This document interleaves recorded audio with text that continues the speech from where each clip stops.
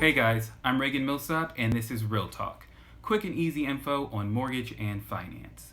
This is episode 3 of Real Talk. On the previous video, we went over credit reports and all the different ways that they have to calculate your credit score, whether you're going for a car or a credit card, etc. But when you go to get a mortgage, there's only one way to get that score calculated. All the mortgage lenders use the same calculation. So on this episode, I wanted to follow up with something that tells you a little bit about how those scores are calculated. If you do have any questions, my contact information is at the bottom of the screen. Feel free to reach out at any time. Enjoy.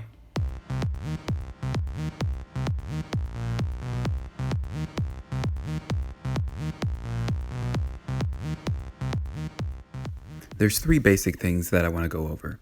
The first thing is going to be credit score movement. So say there's a person and they have a lot of accounts and they've been good payment history and good balances, and then they have one missed payment. Well, that's going to probably move the score just a little bit. And let's say there's a second person, but they only have a couple of good accounts and then they missed a payment. That's going to make a lot of movement because there's not enough good things combating that one little thing that happened on their credit report. The second part are things that affect your credit score. So there's some things that affect your credit score a little bit, like number of accounts, inquiries, account types, and medical collections. But there's other things that affect your credit score a lot. Credit card balances, length of credit history, payment history, and like collections, bankrupts, and things like that. Okay, so the third and final thing are going to be actions to avoid. Because sometimes when you're going to get approved for like a credit card, car, mortgage, something, you think that you can do some things to improve your credit score before you talk to an expert. But sometimes when you do things, it can affect your score negatively as well, even though they had the best of intentions. So for example, closing an account, that could make your score go up, but it could also make your score go down because it's a combination of 3 things that are ambiguous. So payment history, length of histories, and balances. So for example, if you have a credit card and it has a 0 balance, but you decide to close it, well, say you had 2 cards total and that one had a $500 credit limit, but a 0 balance. Well, you close that account and now you only have a $500 credit limit.